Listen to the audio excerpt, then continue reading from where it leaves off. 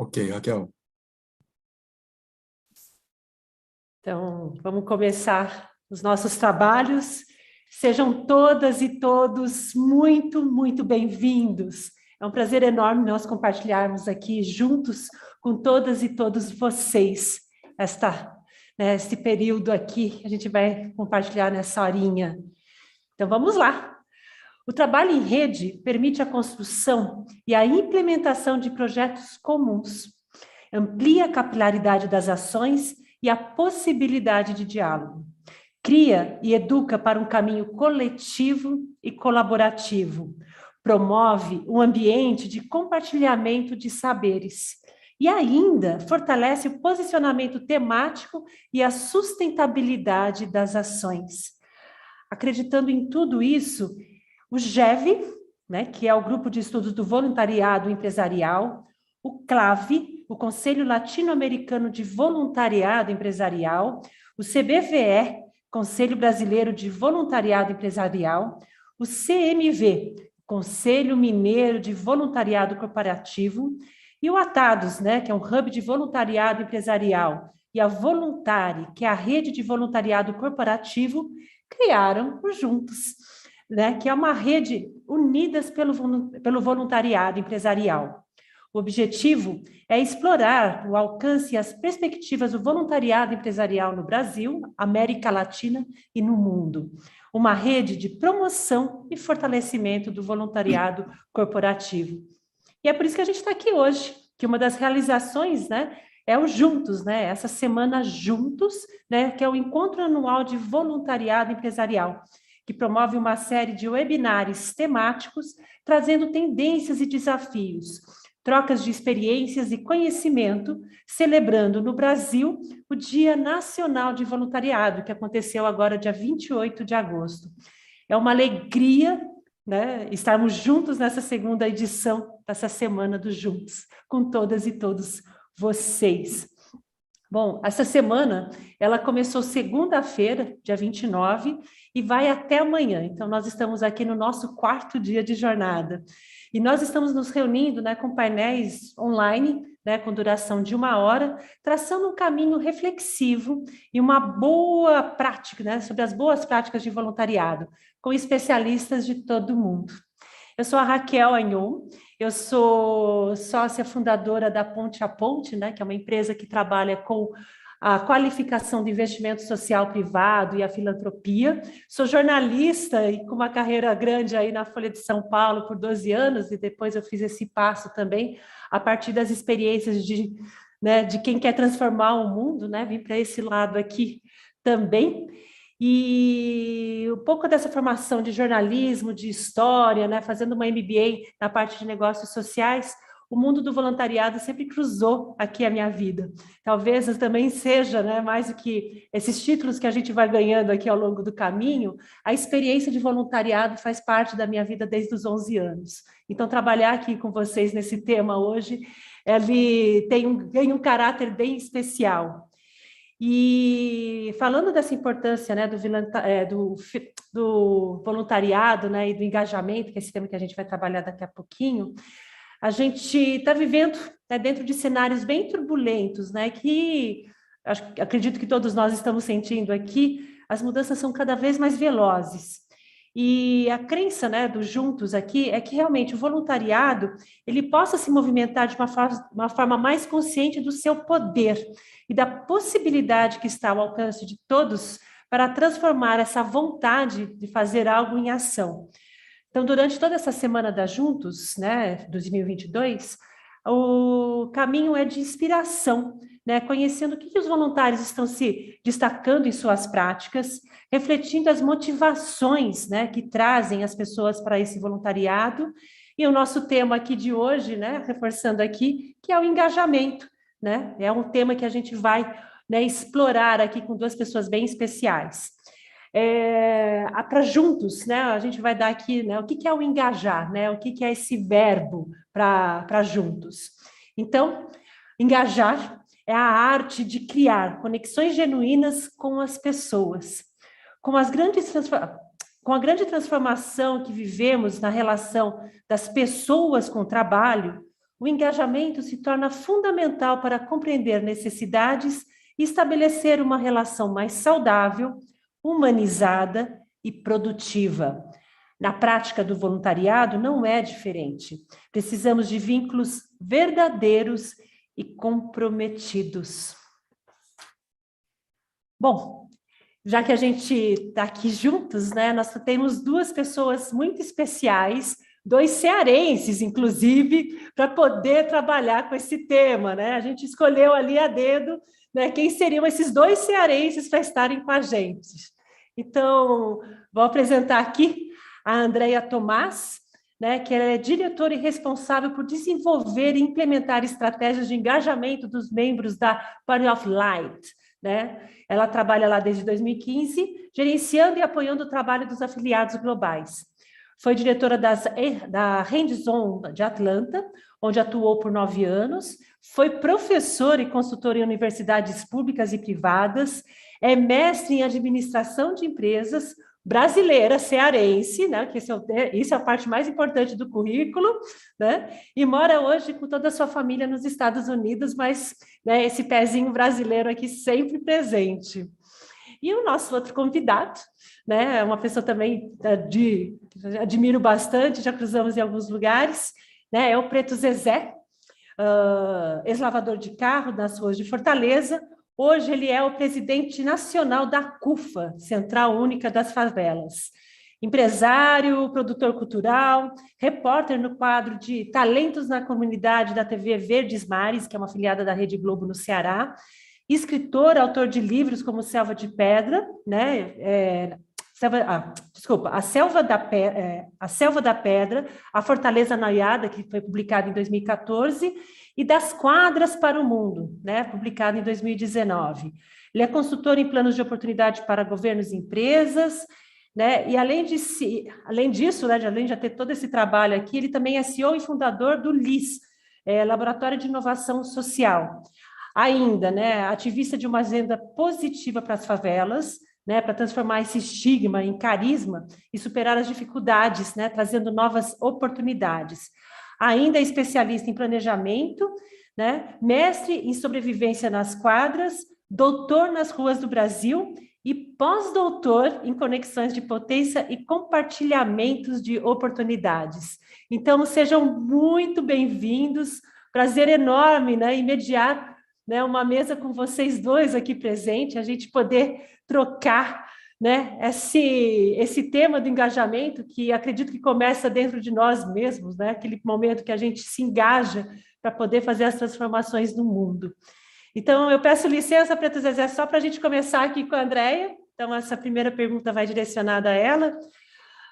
Andréia, então vamos lá. A gente gostaria que você comentasse um pouquinho como é a sua atuação e como é o processo de engajamento de voluntários, né, como a Point of Light. Contasse um pouquinho aí da sua experiência. Seja muito bem-vinda. Raquel, muito obrigada a você e a todos por essa oportunidade de estar aqui hoje representando a organização da qual eu faço parte, que é o Points of Light, e também pela honra de estar aqui dividindo esse espaço com o meu conterrâneo, Preto Zezé. Vocês já sabem, eu sou do Ceará, mas eu sou de Fortaleza também. Eu já moro em Atlanta por quase 18 anos, mas eu vivi em Fortaleza por 30 e poucos, eu não vou dizer quantos são os poucos, porque senão todo mundo vai saber minha idade, então vou parar por aqui. Então, já estou trabalhando, já venho há bastante tempo trabalhando no Points of Light. Já estou por aqui, onde eu atuo como diretora de engajamento de afiliadas, desde 2015, o tempo passa rápido, e o meu trabalho é dar suporte a essas afiliadas, a essas organizações. E eu faço isso facilitando conexões e trocas de conhecimento entre elas. Hoje, a nossa rede conta com 177 afiliadas em 38 países. As nossas afiliadas, elas são muito parecidas com atados, para vocês que são familiarizados com atados. Elas podem até diferir em termos de tamanho, orçamento, na forma como elas estão organizadas, mas todas elas têm essa missão, que é a missão de mobilizar pessoas. Por isso a importância da nossa rede, da nossa network, porque as oportunidades que a gente encontra e até os problemas que a gente enfrenta são mais ou menos parecidos. Todo mundo quer engajar mais e melhor, todo mundo tem dificuldade de arrecadar dinheiro para as causas, então é bom ter essa rede de troca, onde a gente pode aprender e compartilhar ideias e também chorar junto, porque a gente chora muito junto. Bom, para quem não conhece o trabalho do Points of Light, nós somos uma organização global cuja missão é de inspirar, treinar e mobilizar pessoas. A nossa visão e a coisa mais importante para nós é criar, juntamente com os nossos parceiros, que são empresas, ONGs e também indivíduos, as condições necessárias para que todos se sintam capazes e empoderados de fazer a diferença. Uma coisa que eu queria ressaltar aqui é que a forma como nós entendemos engajamento aqui no Points of Light, ela tem mudado bastante. Nos últimos anos, a gente tem se afastado mais daquele conceito tradicional de voluntariado somente e nos aproximado mais de um conceito mais holístico, onde o voluntariado faz parte, mas onde diferentes formas de engajamento são também reconhecidas e incentivadas. A gente tem trabalhado bastante, não somente com as nossas afiliadas, mas também com as empresas parceiras e a comunidade em geral, na divulgação do conceito do círculo cívico. O círculo cívico, acho que vocês podem ver aqui atrás de mim, né? O círculo cívico reconhece que outras formas de participação, além do voluntariado, assim como o voto, o uso da voz, o poder de compra que uma pessoa tem, o empreendedorismo social, todas essas formas são formas genuínas e super importantes de engajamento que devem, sim, ser incentivadas. A ideia do círculo surgiu porque a gente entendeu que voluntariado não é sempre a forma mais impactante de fazer as coisas acontecerem, e de que ele sozinho também não muda muita coisa. Mudança social de verdade acontece quando as pessoas estão voluntariando, mas também quando elas estão aprendendo sobre as causas sociais, quando elas estão assinando uma petição, quando elas estão votando e até boicotando. Então, nem todo problema tem a mesma solução. Greve não é solução para tudo, voluntariado também não é solução para tudo. Se você tiver, por exemplo, numa situação de desastre, por exemplo, o melhor a fazer no começo é mandar dinheiro para quem está respondendo à crise na linha de frente, então fazer doações, e talvez não mandar voluntários. Então, o tipo de engajamento acaba sendo também contingencial. Por isso que o nosso trabalho de engajamento hoje está sendo todo construído baseado nesse novo entendimento.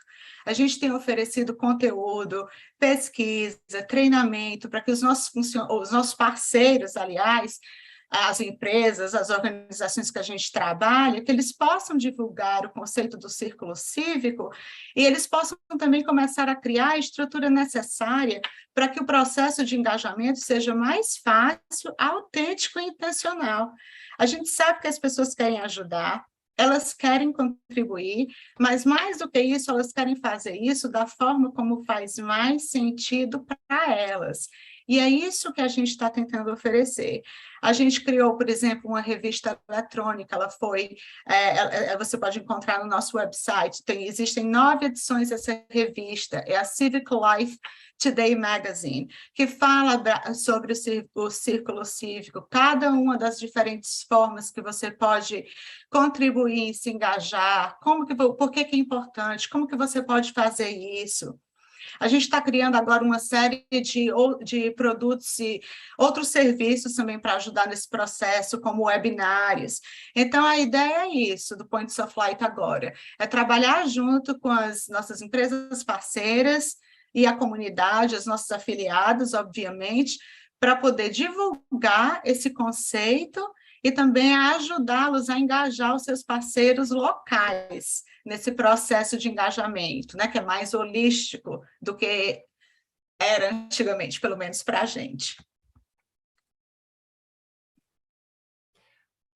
Nossa, bom te ouvir, André. A gente está falando de um conceito holístico, engajamento ele é muito maior né, só do que a gente falar, venha fazer do jeito que eu quero que faça.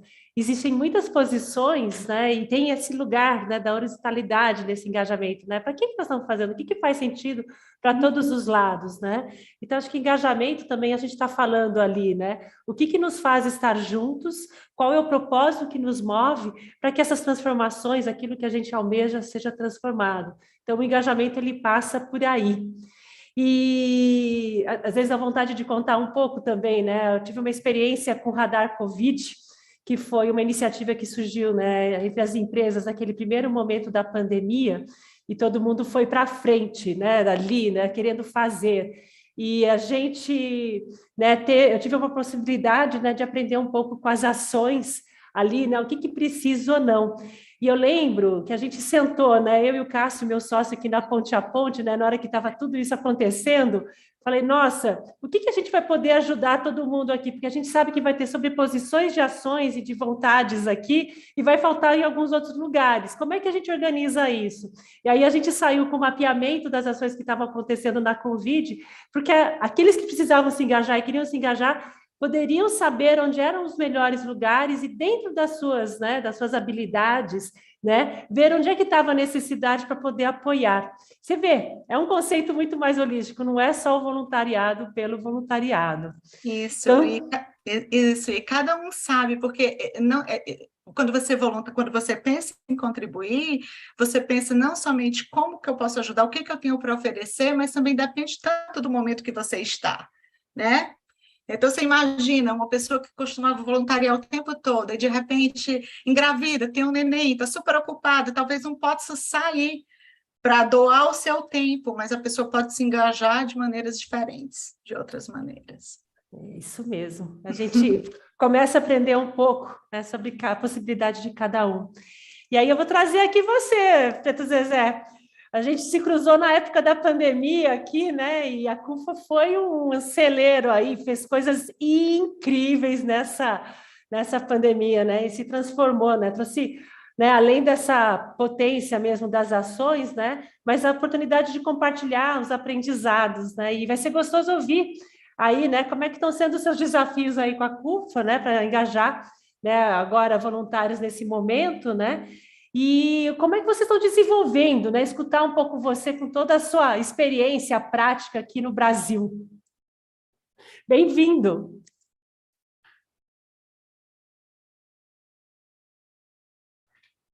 Então, sem som, Zé? E agora, tá me ouvindo direito? Agora sim. Então, em primeiro lugar, obrigado aí pelo convite. Acabei de desembarcar aqui, saí cedão de casa, estou em Belo Horizonte agora. E também obrigado conectar de novo, né, as pessoas que estavam junto com a gente. Eu acho que o maior desafio desse momento, pelo menos a gente na CUFA, né, a CUFA que surgiu há 23 anos atrás, e a gente foi sempre, desde a nossa origem, né, essa coisa do engajamento é a nossa essência, né, mobilizar as pessoas, engajar as pessoas em causas. E a pandemia fez a gente ir para um lugar que a gente nunca esperou, porque a gente trabalha com mobilização. De repente, a Organização Mundial de Saúde para todo mundo parar de se mobilizar. Então, imagina todos os nossos projetos sendo parados.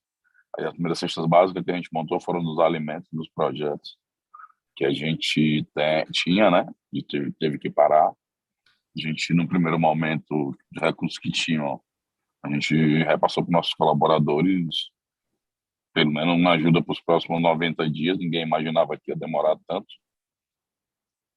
E aí acabou que a CUFA, por estar presente nos territórios vulneráveis, nas favelas, né, no ambiente de desigualdade, onde a pandemia, ela, como um naufrágio geral, ela nesse lugar ela causou afogamento seletivo. A gente acabou sendo a interface entre grandes empresas que queriam doar para um perfil de pessoas e as pessoas que precisavam de ajuda desesperadamente não tinham a quem recorrer. E nessas campanhas a gente mobilizou artistas, meios de comunicação. Durante os anos de pandemia, a gente, né, mais forte de pandemia, a gente chegou a mobilizar através dos parceiros das empresas algo em torno de 878 milhões de reais e chegamos a 15 milhões de pessoas nessa rede nossa que está em 26 estados, mais do Distrito Federal e mais de 5 mil favelas, né? Infelizmente, a fome não baixou, as dificuldades não baixaram, as doações diminuíram mais de 90% e as demandas e as dificuldades aumentaram em mais de 900%.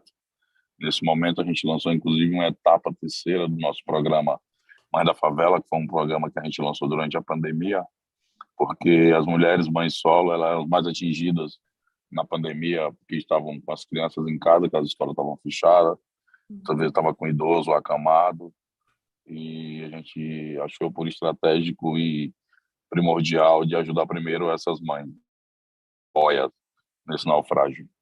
E aí foi gás, chip, comida, transferência de renda. Todas as ações que a gente fazia, elas eram uma prioritária. E nisso a CUFA acabou adicionando habilidades e conexões em 2 anos que eu demorar 10. Então, isso hoje a gente está... Só para ter ideia, eu sou de Fortaleza, estou morando em São Paulo atualmente. Antes da pandemia eu estava em Fortaleza, a gente atuava nos 40 territórios, 35 territórios. Hoje a gente está em 280 no estado inteiro. E é assim em todos os estados, é assim nas cidades, tudo cresceu demais.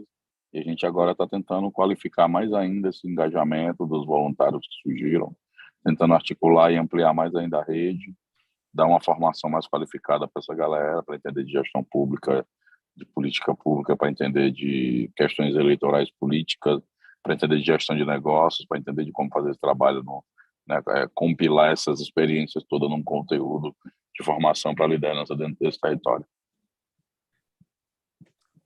Nossa, os desafios, né, eles são colossais, né, e vocês estão num dos lugares, né, e tem, né, que está ali na ponta mesmo, vendo o que está acontecendo.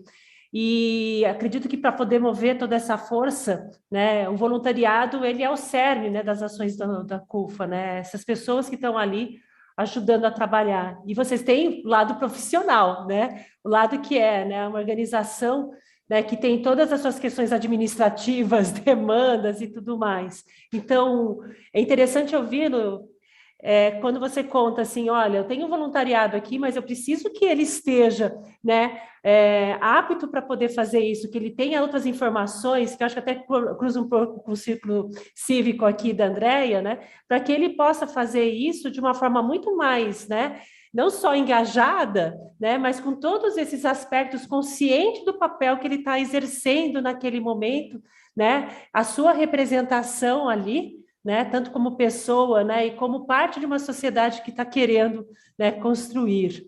E aí eu acho que vou fazer aqui para vocês dois, veja quem quer responder aqui primeiro, né?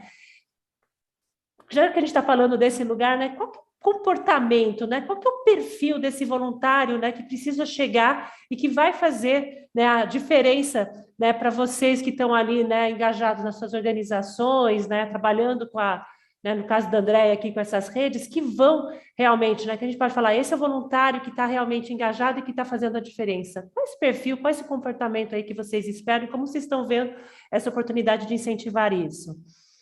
Só um aviso aqui, a internet está dando umas osciladas. Então, se cair, você já sabe, eu tento voltar de novo, tá? Vou aproveitar aqui que eu entrei para dizer. No nosso caso, não tem perfil, todas as forças são válidas, né? Todos os apoios são válidos, são bem-vindos. A gente tem desde pessoas que estão colaborando de dentro da sua casa, cuidando das redes sociais, até pessoas que estão no front lá organizando distribuição de cesta, até pessoas que estão passando o dia na nossa sede para cuidar da parte de logística, de monitoramento, de cadastramento das pessoas, até gente que está no diálogo com as empresas para que elas façam novas doações. E você, Andréia?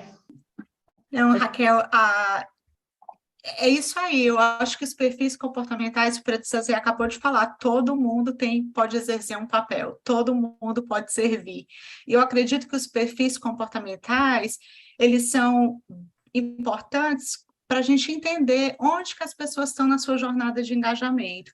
Porque quando a gente entende onde elas estão, fica mais fácil criar oportunidades que são atraentes e também desafiantes para elas. Por exemplo, tem gente que a gente chama o voluntariado, o voluntário que só aparece no Natal, né? Tem aquela pessoa que só vem todo ano, ele aparece, participa daquela ação. Talvez aquela pessoa ela não esteja tão interessada naquele momento em assumir uma posição de liderança. Mas, de repente, alguém que já vem participando há mais tempo, já fez vem participando de várias ações, já está mais envolvido, essa é a pessoa que a gente vai olhar e dizer, esse aqui talvez esteja mais interessado para fazer algo mais do que ele já vem fazendo. Então, eu acho que os perfis, entender onde que as pessoas estão na jornada dela de voluntariado, é importante por isso, para a gente poder colocar cada pessoa no lugar certo, no lugar onde ela vai poder contribuir mais. Porque a verdade é que cada um de nós vem com uma bagagem de experiência diferente, assim também como motivações. Por exemplo, em 2001, nós realizamos uma pesquisa, o Points of Light, em 4 países, o Brasil incluído, para melhor entender o comportamento cívico das pessoas, e os resultados foram super interessantes. Isso aqui não é bem comportamento, mas eu acho que é importante falar sobre isso. A pesquisa revelou que fatores como idade, o nível socioeconômico, dizem muito sobre a forma e a frequência que as pessoas se mobilizam. Por exemplo, na nossa pesquisa, nós descobrimos que as mulheres voluntariam muito mais do que os homens, mas eles, em contrapartida, pesquisam mais sobre a causa e a organização que eles querem ajudar antes de sair para voluntariar. A gente descobriu também que entre os mais jovens, os que fazem parte da geração Z, existe uma tendência menor de voluntariar através de uma organização. Esse grupo, eles preferem desenvolver suas próprias ações e eles tendem a ajudar mais se eles ou alguém próximo deles tiver uma conexão mais forte com aquela causa. Então, por exemplo, as ONGs, as empresas que estão tentando envolver seus funcionários, eles têm que começar a pensar nisso também, como é que as gerações, como é que essa nova geração que está entrando no mercado de trabalho, como é que eles veem o engajamento. Outra coisa interessante que a pesquisa revelou é que as condições socioeconômicas de uma pessoa afetam o nível dela de engajamento organizado. E isso não é culpa da pessoa. Na verdade, a verdade é que pessoas em grupo que são sistematicamente marginalizados, eles tendem a voluntariar formalmente menos, até 2 vezes menos, mas, em contrapartida, elas são muito mais propensas, até 5 vezes mais, a demonstrarem um comportamento de empatia quando é preciso ajudar um membro da família ou um amigo, que é o que a gente chama aqui de mutual aid. E esse tipo de voluntariado, que não é o formal, ninguém conta. Todo mundo só fala do voluntariado formal, né? Daquele que você faz junto a uma organização, mas existe muito engajamento acontecendo que a gente não está percebendo. Então, como é que a gente pode fazer?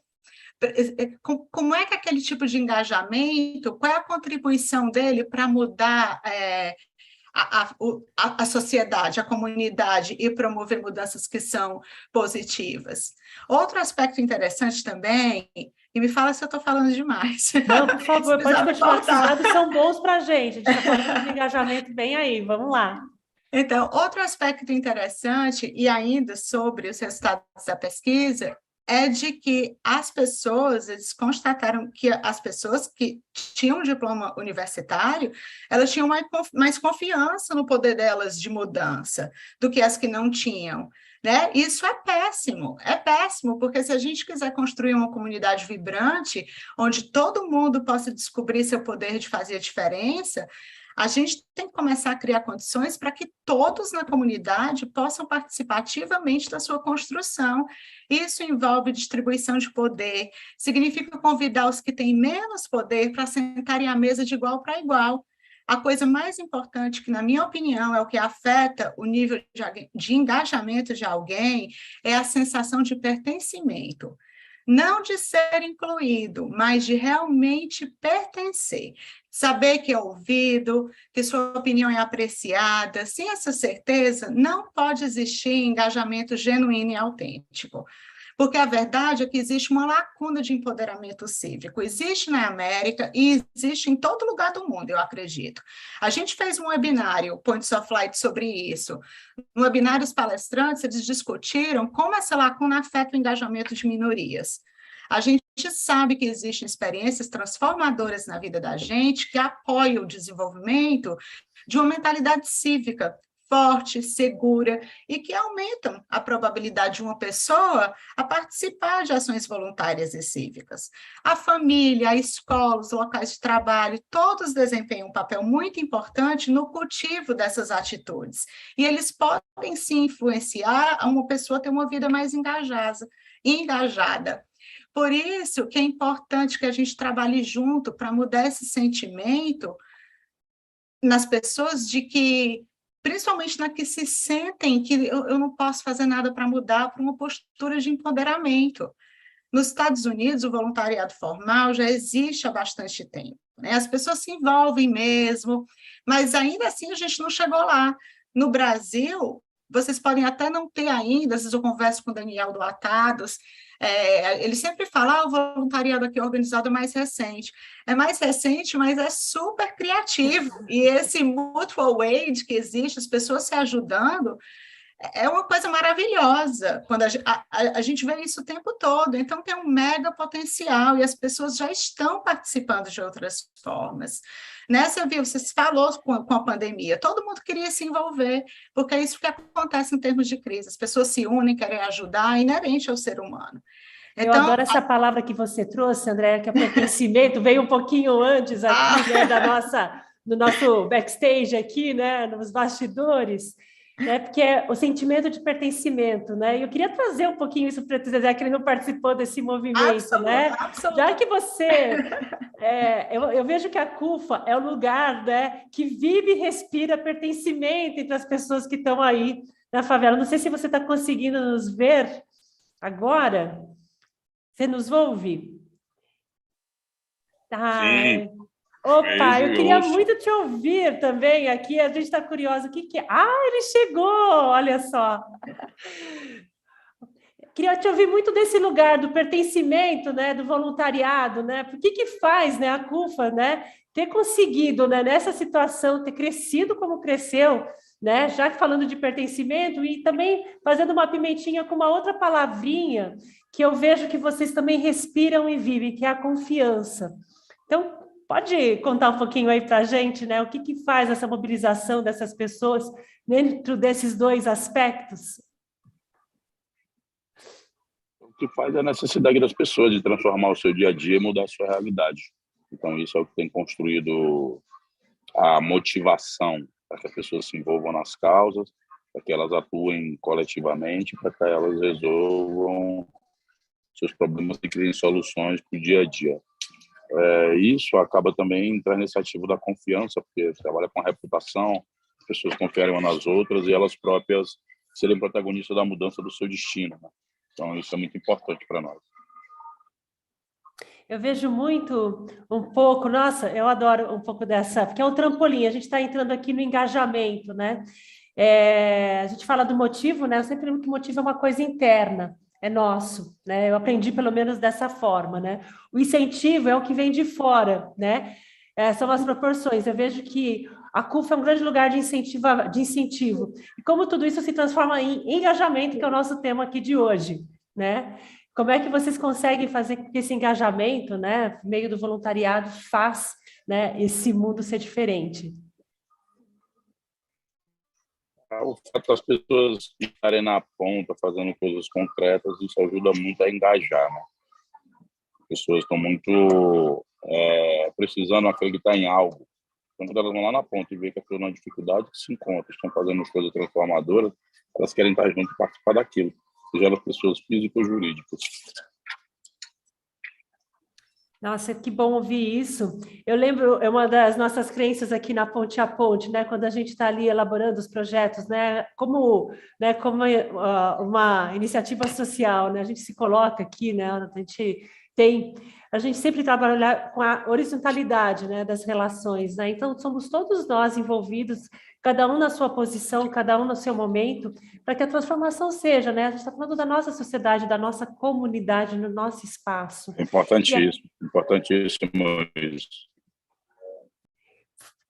é o nosso ser. E eu vou pegar agora, né, que é um dos motivos que nós estamos aqui, né, é um grupo, né, que trabalha com voluntariado empresarial.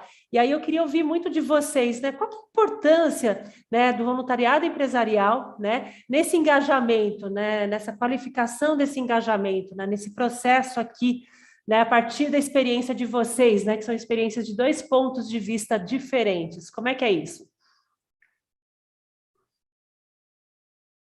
Acho que pode puxar, Andréia. Ok. Ah, Raquel, a participação da empresa nesse processo de engajamento é super importante.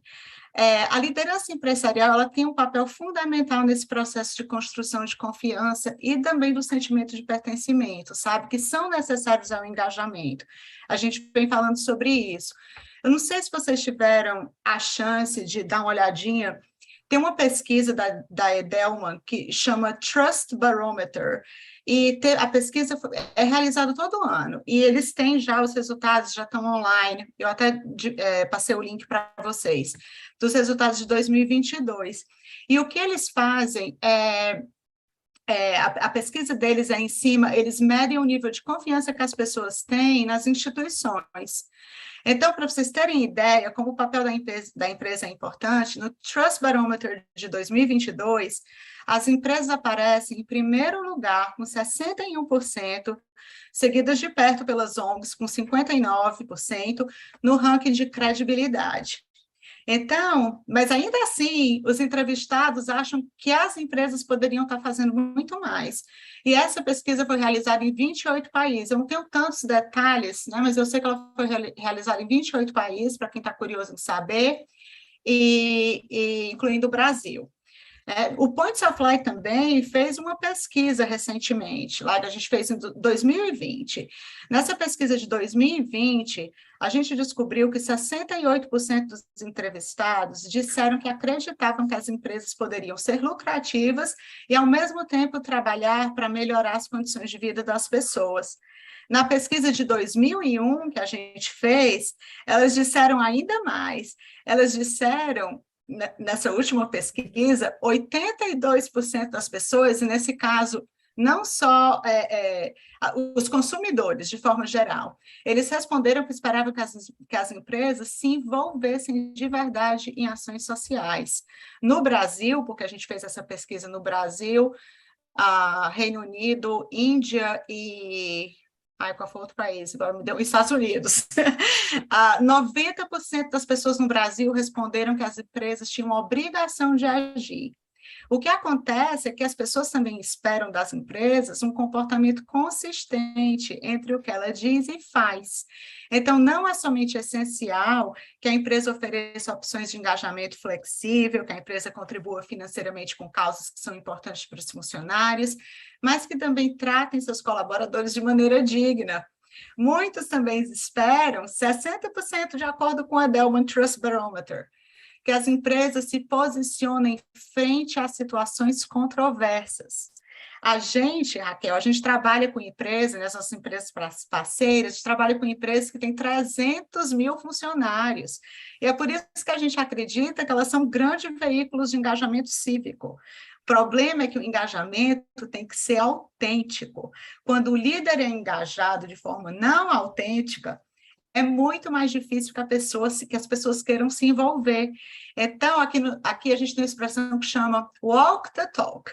Né? Você tem que ter uma consistência, porque se você não tiver, então você não consegue estabelecer o nível de confiança. Se você não dá oportunidade se você, quando organiza essas ações voluntárias, ou quando você planeja qual vai ser meu papel como empresa em contribuir para a sociedade, para o bem da comunidade como um todo, como é que isso pode acontecer se você não tem uma interação com a comunidade que você está querendo ajudar? Como isso pode acontecer se você não traz as pessoas que estão trabalhando dentro da sua empresa, que são os seus voluntários, para discutir o que é importante para eles? Então, esse negócio de fazer um dia de ação no ano, fazer uma ação voluntária para tirar aquela foto, não funciona mais. as pessoas estão querendo muito mais do que isso. Né? As pessoas estão aprendendo mais, elas observam como as lideranças se comportam. Então, é fundamental que as empresas assumam essa liderança, mas que tenham isso em mente. A participação, não só da liderança empresarial, mas a forma como ela planeja a responsabilidade social dentro da empresa tem que ser genuína. Nossa, é tudo isso, né? Eu estou aqui escutando. Então, nós estamos falando, não adianta colocar um programa empresarial, a gente já sabe a força e o poder, né? Se toda empresa, se toda aquela comunidade que está dentro daquela empresa não tem essa dignidade, não tem, né, todos esses valores sendo vivenciados lá dentro. A gente não está falando de lugares perfeitos, nós sabemos, né, todos os nossos desafios, as relações humanas e tudo mais, mas a gente precisa walk the talk, né, andar, né, conforme a gente fala. Né? Então, o maior sucesso é a partir daquilo que você vivencia. Eu lembrei muito, né, de um caso que a gente vivenciou, né, uma parte dessa nossa qualificação de então, realmente pensar e contribuir para essas estratégias, né, dos programas. E nós tivemos uma contribuição com o Instituto CIA, né, dentro do trabalho ali, né, quando o Instituto, né, junto com a empresa, estava mudando a sua forma de olhar, eles tinham uma contribuição grande com a área de educação, com a área de família ali das comunidades, e eles iam fazer, né, com essa mudança de direção, para trabalhar na cadeia da moda. E eles estavam com muito medo de fazer isso, né, e aí onde a gente entrou para fazer um trabalho de escuta, né, e apoiar nessa rede, nesse novo momento, mas é que as pessoas que estavam ali e que já tinham toda essa afinidade com a educação, com tudo mais, não fizessem esse caminho para contribuir de uma outra forma, né, dentro de um programa, né, de voluntariado, mas com a causa da cadeia da moda. E foi muito bom. A Silvia Nakashi foi uma das nossas entrevistadas, né, ela deu um super apoio nesse movimento aqui da gente, né? Nós fizemos toda uma metodologia, trabalhamos com Snowball, visitamos as lojas da CIA, né, com os voluntários para conversar, visitamos as organizações daquilo que a gente precisava, né? E a descoberta foi que eles tinham um grupo de pessoas que estava pronto e com vontade de fazer isso, porque já tinham visto, já estavam vivenciando oportunidades que aquele conhecimento que eles tinham por meio das lojas, né, olhando ali, de pensar em bazar, né, de pensar em engajar, seja na costura, estavam com muitas ideias, então tinha um celeiro ali, né, porque era realmente algo que eles vivenciavam, né, gostavam muito de educação, ninguém deixou de gostar de fazer o que fazia antes, né, mas tinha um grupo de pessoas novas, tinha outras oportunidades, e logo para aproveitar aquele conhecimento para colocar em voluntariado. Então, pensando aqui, né, nesse papel, né, das empresas nesse lugar, olha só, né, tem ali um grupo, tem ali uma causa, né, e tem oportunidades, né, de incentivos, né, de criar oportunidades, aí um pouco do que o Preto Zezé, né, falar assim, olha, a gente precisa qualificar, a gente está dando outras formações para que isso seja mais potente, né? A potência está ali, mas para que ela possa ser colocada para o mundo, né, ela tem esse lugar. O Preto Zezé, eu acho que ele caiu, ele não conseguiu voltar aqui com a gente, é isso mesmo? Ou ele está por aí? Acho que ele não... a conexão hoje para ele foi bem difícil, né? Com esse atraso de voo, com esse trasladar aqui. Acredito que ele não vai voltar, né? Não, então tá. André, acho que a gente pode seguir aqui um pouquinho. Você tinha trazido também a questão falou um pouquinho das conexões genuínas, né? E de como trabalhar juntos. Você quer trocar um pouquinho do que a gente trouxe ali? Obrigada, viu, Gustavo? Já estamos aqui acompanhando um pouquinho dessas conexões genuínas, já que a gente também trabalhou nesse outro lugar, né? O que é uma conexão genuína hoje, então, para você, né? Quando a gente trabalha um pouco desse movimento do voluntariado? Raquel, é subjetivo, mas quando eu penso nas conexões genuínas, eu sempre penso no seguinte, na confiança e no pertencimento andando de mãos dadas. Eu acho que essas duas coisas, elas são super interligadas. Quanto mais eu confio num grupo, em alguém, mais eu me sinto que eu faço parte. Da mesma forma, quanto mais eu me sinto que eu faço parte, mais confiança eu tenho no grupo. Então, o que acontece, quando você pensa em engajar as pessoas, eu vejo 3 coisas que são importantes, a gente falou sobre isso. Uma é a motivação, né? Que eu vou até falar sobre essa por último. A outra coisa é o acesso ao conhecimento e à informação. As pessoas querem aprender sobre as causas.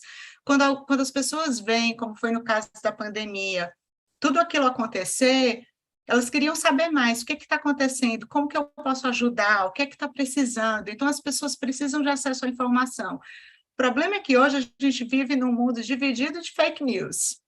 Então, a gente tem um papel, mais uma vez, empresas, ONGs, todos, de prover essas informações que são confiáveis, e também oferecer oportunidades para essas pessoas contribuírem, e oportunidades que têm a ver com o que elas querem fazer. Então, não é só vindo de cima para baixo, sabe? A gente está pensando em fazer isso, todo mundo vai fazer isso.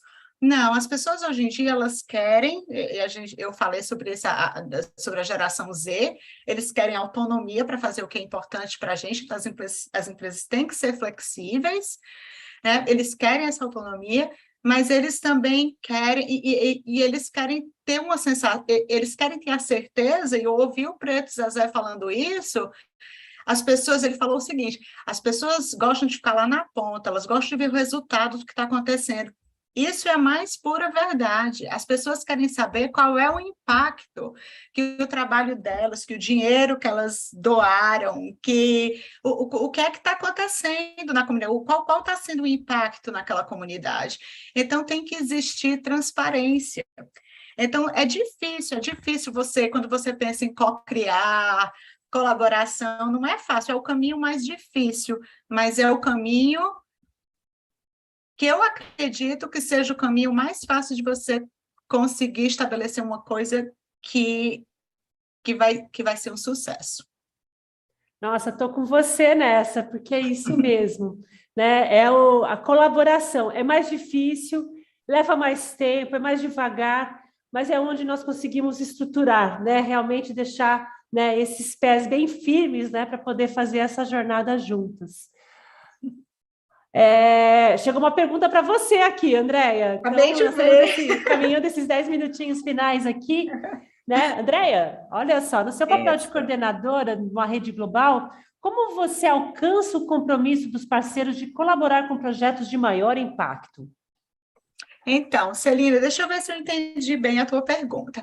Então, como eu falei no começo, quando eu estava me apresentando, a gente trabalha, o Points of Light, a gente trabalha com uma rede de parceiros, né? Então, a gente trabalha com empresas, a gente trabalha com as nossas afiliadas, e geralmente, quando a gente organiza grandes ações, a gente faz em parceria com esses 2 grupos.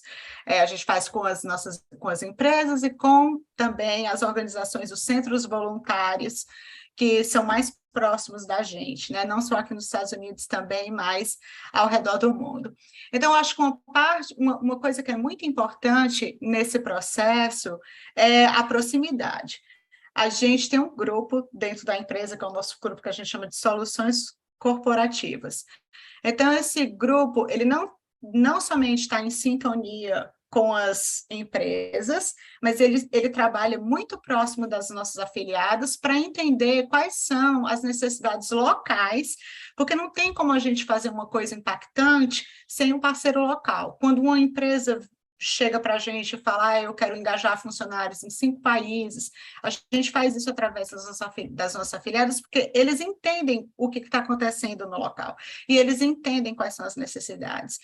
E porque a gente tenta ser, eu acredito que a gente seja, pode sempre ser mais, a gente próximo das nossas afiliadas, a gente entende o que é importante para eles, a gente entende como eles trabalham, Então, é mais fácil a gente fazer com que essa interação funcione adequadamente. Então, você ter canal aberto de comunicação, você ter diálogo, não somente durante aquele projeto, durante aquele trabalho que vocês estão fazendo juntos, mas também também durante o ano. É como quem trabalha, né? Você trabalha com cliente, quem tem uma empresa trabalha com cliente, você não pode se aproximar do cliente uma vez por ano e esquecer o resto do ano. Então, a mesma coisa a gente tenta fazer com os nossos parceiros, a gente tenta manter essa conexão ativa, né? E então facilitar esse processo, para que as empresas entendem que não é só, elas entendem qual é a situação local e qual é a melhor maneira de ajudar. Opa, agora mandaram uma pergunta para nós duas aqui, ó. Vamos ver como é que a gente sai dessa. Vocês têm alguma dica para construir confiança entre voluntariado e causa, organização, para criar essa conexão genuína e engajamento? Raquel, eu vou tentar responder da melhor forma possível. Uma coisa, pelo menos, eu vou citar o meu trabalho com as afiliadas. A gente precisa trabalhar junto com as nossas afiliadas. É através dela que a gente implementa a nossa missão. Então, o que a gente tenta fazer é criar relacionamentos que eles vão além do relacionamento somente profissional. E se você está trabalhando com voluntário, por exemplo, você está querendo criar engajamento, você tem que criar um relacionamento que funcione, um relacionamento que seja genuíno, não somente naquele momento. Então, por exemplo, a gente procura conversar bastante, a gente procura entender melhor o que cada um pensa, a gente cria canais de comunicação ativos. Então, por exemplo, no nosso caso, a gente não só oferece oportunidades de interação formais, por exemplo, organiza webinários, faz reunião, mas a gente cria grupo de WhatsApp. Então, a gente faz uma série de coisas também que são informais, e eu acredito muito que esses canais informais, que a gente muitas vezes esquece, eles são super importantes na construção dessa conexão, né? Dessa conexão que é importante no processo de estabelecer aquelas duas coisas que a gente vem conversando, que é o senso de pertencimento e também a confiança. Eu vou aqui complementar você, porque para mim hoje confiança é diálogo. Quando a gente senta em roda, né, e que se coloca ali quais são as nossas necessidades, quais são os nossos sonhos, né, quais são as possibilidades, a gente tem chance de fazer coisas juntos. Isso, para mim, hoje é evidente. Quando a gente senta todo mundo, independentemente do nosso crachá e que lugar que nós estejamos ali, né, só no meu nome aqui, e senta para conversar, a gente tem mais chance desse sucesso no voluntariado e junto com as organizações. Nossa, estão chegando as perguntas aqui, então temos mais duas aqui. Então, a gente vai correr aqui. Essa aqui também vai para ti aí, ó. A Sara Marques que está mandando para a gente. Uma dúvida. Nesse ciclo de aumentar as possibilidades de participação, voz ativa e protagonismo dos voluntários, qual dica você dá para enfrentar o desafio de senso comum em tomada de decisões na gestão do voluntariado?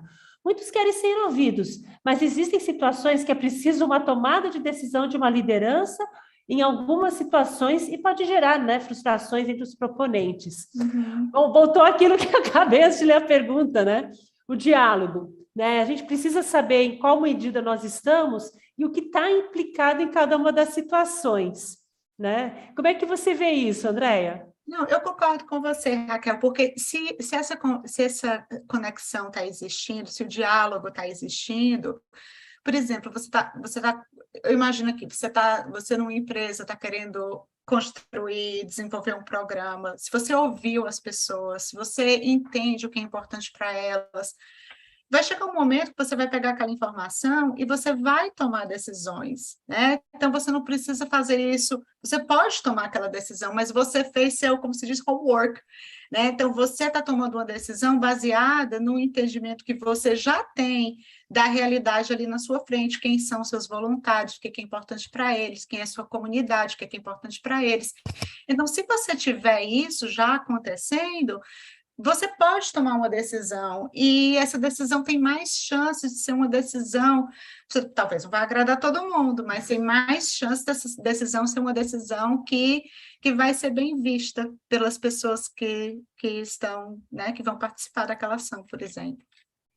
O consenso, né, chegar a essa tomada do consenso, ela tem etapas aí, e é legal quando a gente consegue ver, né, o que cada um tem implicado, né? Mas qual que é a sua participação nisso? Qual que é a sua responsabilidade nisso?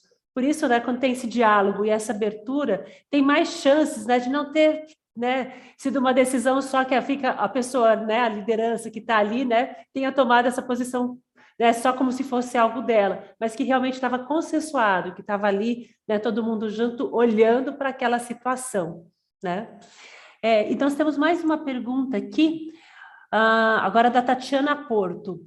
Vocês têm estratégias para fazer a manutenção do entusiasmo com voluntários remotos ou nunca tiveram nenhuma presença no presencial?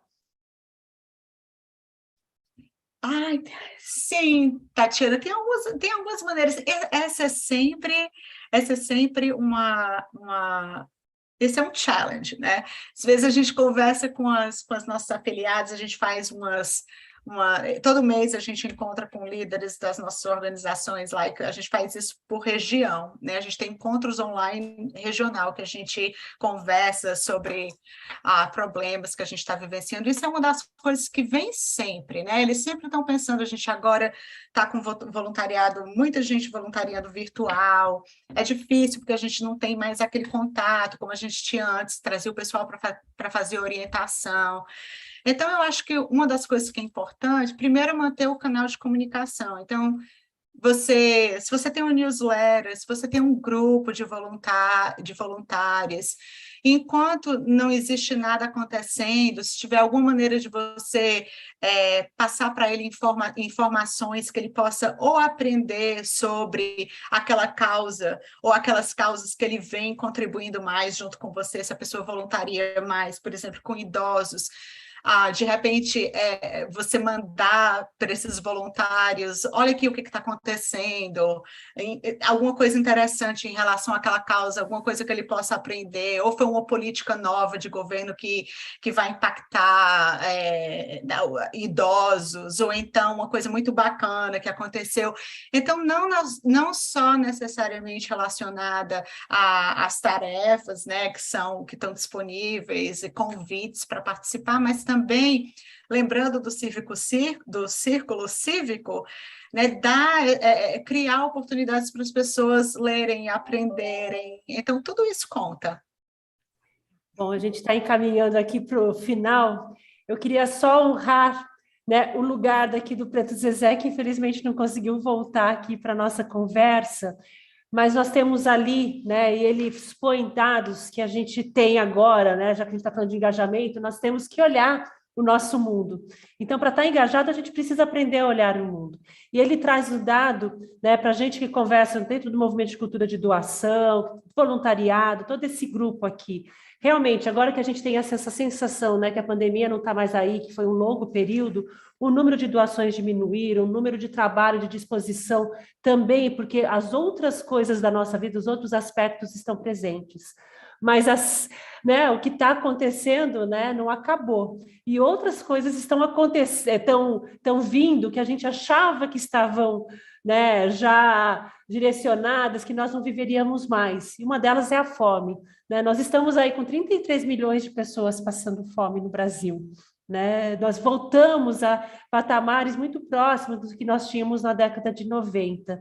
Então, tem um convite ali, né, não só aqui do Preto Zezé da CUFA, mas de todos nós, né, que estamos dentro dessa sociedade, que vivemos dentro do nosso país, de olhar isso e ver como a gente pode se engajar né? Estou falando dessa causa porque hoje é uma das mais emergentes, mas tem outras coisas que estão aí, né? Estão do nosso lado que a gente possa contribuir, né? E esse voluntariado, ele vem dessa voz aqui, né? Essa possibilidade que a gente tem de colocar, né, em ação, né, de se colocar em ação para a transformação. Então, queria honrar esse convite, né, agradecer esse alerta, né, que ele traz aqui para a gente hoje, quando nós falamos de engajamento.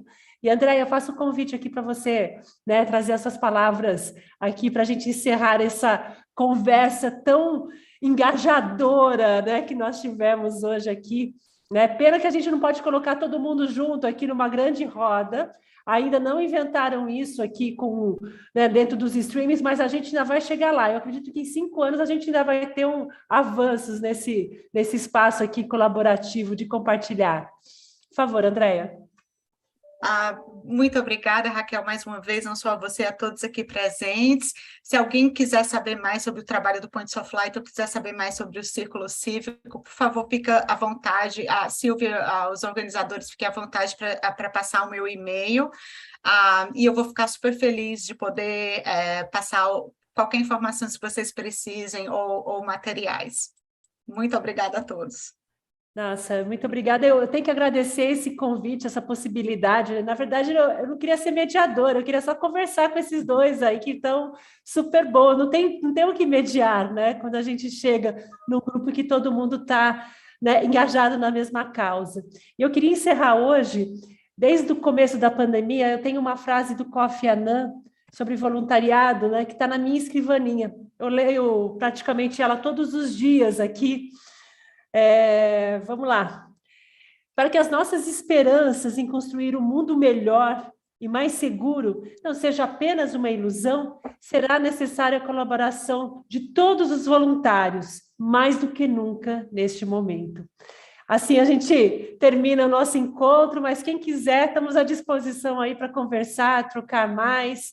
Eu espero, posso deixar aqui o meu e-mail, a Ponte também é um lugar aqui que vai sempre receber vocês, é só vir, tá bom? Muito obrigada.